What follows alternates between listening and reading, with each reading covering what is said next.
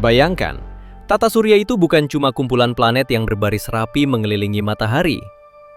Kenyataannya, rumah kita di alam semesta jauh lebih luas dan misterius dari yang sering kita bayangkan.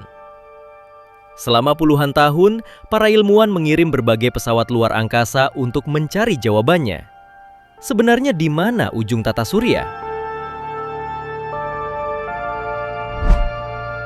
Pertanyaan ini terdengar sederhana, tapi jawabannya masih terus dicari sampai sekarang. Kita memang sudah mengenal planet-planet di tata surya, dari Merkurius hingga Neptunus. Banyak orang mengira setelah Neptunus, ceritanya sudah selesai.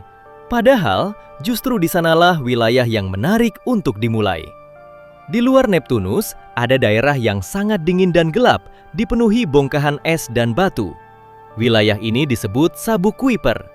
Disinilah Pluto berada, bersama banyak objek lain yang ukurannya mirip atau bahkan lebih kecil. Tapi perlu diingat, Sabuk Kuiper ini belum bisa disebut sebagai ujung tata surya loh, karena ini baru lapisan pertama luarnya saja. Jika kita melangkah jauh lebih jauh lagi, pada jarak yang nyaris tak terbayangkan, sekitar 9,3 triliun mil dari matahari, diperkirakan ada awan Oort. Wilayah ini sering disebut sebagai batas terluar tata surya, tempat miliaran bongkahan es mengelilingi matahari seperti selubung raksasa. Jadi, ujung tata surya itu bukan seperti tembok atau garis akhir yang jelas. Ia lebih mirip wilayah luas yang perlahan memudar, sunyi, dan masih penuh misteri. Dan sampai sekarang, manusia masih berusaha memahami di mana sebenarnya halaman belakang tata surya kita berakhir.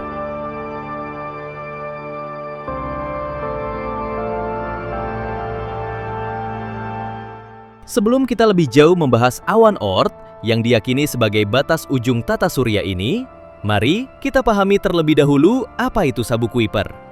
Sederhananya begini, Sabuk Kuiper itu bisa dibayangkan seperti donat raksasa yang mengelilingi tata surya. Di dalam donat inilah tinggal Pluto, planet kerdil kesayangan kita, bersama ribuan bahkan jutaan benda es lainnya.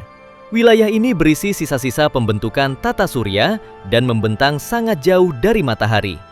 Awalnya, para ilmuwan memperkirakan bahwa semakin keluar, jumlah debu dan benda-benda es di Sabuk Kuiper akan makin sedikit. Artinya, harusnya ada semacam penipisan di bagian tepinya. Benda-benda ini disebut objek Sabuk Kuiper atau KBO, dan Pluto adalah salah satu contohnya yang paling terkenal. Tapi disinilah satelit New Horizons membuat ilmuwan terkejut. Pesawat ini justru mendeteksi jumlah debu yang lebih banyak dari perkiraan. Temuan ini memberi petunjuk bahwa Sabuk Kuiper belum berakhir di tempat yang kita kira. Bahkan bagian dalam Sabuk Kuiper bisa memanjang sampai sekitar 80 astronomical unit, yang artinya 80 kali jarak antara bumi dan matahari. Dan yang lebih menarik lagi, ada kemungkinan terdapat Sabuk Kuiper kedua yang belum kita kenal. Lalu muncul pertanyaan, kalau begitu kenapa Voyager 1 dan 2 tidak menemukan ini sejak dulu? Jawabannya sederhana, Voyager memang melewati wilayah itu, tapi mereka tidak dirancang khusus untuk meneliti Sabuk Kuiper. Selain itu, Sabuk Kuiper sendiri baru benar-benar dikenali dan dikonfirmasi keberadaannya pada tahun 1992. Saat Voyager 1 sudah terlanjur melewatinya dan Voyager 2 masih jauh di dalam wilayah tersebut. Jadi datanya ada, tapi tidak fokus ke sana. Berbeda dengan Voyager, New Horizons memang dibuat khusus untuk menjelajahi Pluto dan Sabuk Kuiper. Dan kabar baiknya, pesawat ini diperkirakan masih punya cukup bahan bakar untuk beroperasi hingga tahun 2040-an. Artinya, dalam beberapa tahun ke depan, kita masih berpeluang mendapatkan kejutan-kejutan baru tentang seberapa besar sebenarnya halaman belakang tata surya kita. Para ilmuwan menduga Sabuk Kuiper adalah sisa-sisa pembentukan tata surya. Ini seperti puing-puing yang tertinggal sejak matahari dan planet-planet mulai terbentuk. Bahkan, Sabuk Kuiper dianggap sebagai bagian tertua yang masih tersisa dari awan gas dan debu awal pembentuk planet. Seandainya Neptunus tidak ada, benda-benda es di sabuk Kuiper kemungkinan bisa menyatu dan membentuk planet besar, mirip Jupiter. Yang bikin ilmuwan bingung, jumlah massa sabuk Kuiper yang tersisa sekarang hanya sekitar 10% massa bumi. Padahal untuk membentuk objek besar seperti Pluto dan Eris, seharusnya dulu ada jauh lebih banyak material di sana. Disinilah muncul model NICE, teori utama yang menjelaskan asal-usul sabuk Kuiper. Menurut model ini, dulu planet-planet raksasa seperti Jupiter, Saturnus, Uranus, dan Neptunus berada lebih dekat ke matahari. Lalu seiring waktu, mereka bermigrasi ke posisi sekarang. Perpindahan ini membuat Uranus dan Neptunus terdorong ke wilayah es, sekaligus menyapu dan melempar banyak material sabuk Kuiper keluar dari tata surya.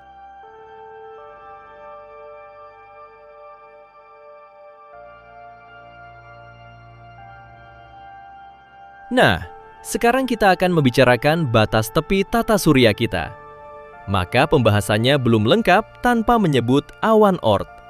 Bisa dibilang, inilah kandidat terkuat untuk ujung terluar rumah kosmik kita. Pertama, jangan sampai tertukar antara sabuk Kuiper dan awan Oort. Keduanya memang sama-sama berkaitan dengan komet, tapi perannya berbeda. Sabuk Kuiper adalah sumber komet periode pendek, yaitu komet yang mengelilingi matahari kurang dari 200 tahun. Salah satu contoh terkenal adalah komet Halley. Nah, awan Oort letaknya jauh lebih ekstrim. Wilayah ini dimulai di luar sabuk Kuiper, di tepi luar tata surya. Bedanya, awan Oort tidak pipih seperti tata surya, melainkan berbentuk bola raksasa yang menyelimuti matahari dari segala arah.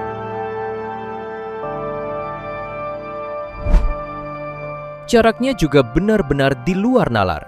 Bagian dalam awan Oort diperkirakan berada di 2.000 hingga 5.000 astronomical unit, sementara tepi luarnya bisa mencapai 100.000 astronomical unit, atau sekitar 1,5 tahun cahaya dari matahari. Sebagai perbandingan, bintang terdekat kita, Proxima Centauri, berjarak sekitar 4,35 tahun cahaya. Jadi awan Oort sudah benar-benar mendekati wilayah antar bintang. Para ilmuwan meyakini awan Oort adalah sumber komet periode panjang, yaitu komet yang butuh ratusan bahkan ribuan tahun untuk satu kali mengelilingi matahari. Teorinya, setelah planet-planet terbentuk, sisa-sisa material terlempar ke segala arah. Gravitasi planet besar, terutama Jupiter, melemparkan benda-benda ini ke wilayah yang sangat begitu jauh. Di sanalah mereka terdampar, dan gravitasi galaksi Bima Sakti membantu menahan mereka agar tetap berada di sekitar matahari. Menariknya, awan Oort tidak sepenuhnya dianggap bagian dari tata surya. Ia berada di wilayah peralihan menuju ruang antar bintang. Bahkan, Voyager 1 baru diperkirakan memasuki awan Oort sekitar 30 tahun lagi. Dan satu hal penting, awan Oort masih bersifat teoritis. Kita belum pernah melihatnya secara langsung. Karena benda-benda di dalamnya sangat begitu kecil, kebanyakan seukuran gunung atau bahkan lebih kecil. Jauh berbeda dengan objek sabuk Kuiper seperti Pluto.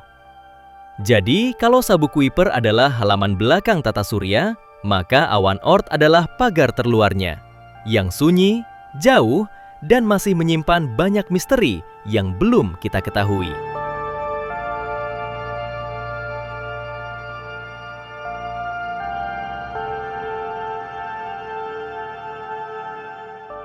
Kalau kita membicarakan awan Oort sebagai batas tepi tata surya, ternyata wilayah ini tidak hanya jauh dan misterius, tapi juga punya pola tersembunyi yang mengejutkan.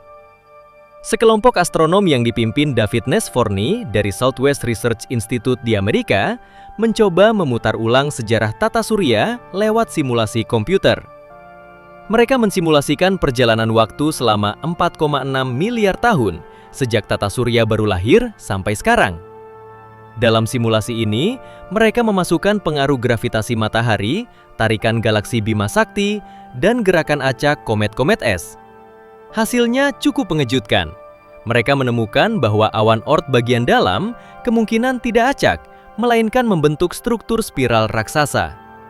Bayangkan pusaran panjang seperti spiral kosmik dengan ukuran sekitar 15.000 astronomical unit dari ujung ke ujung, yang setara dengan sekitar 1,4 triliun mil.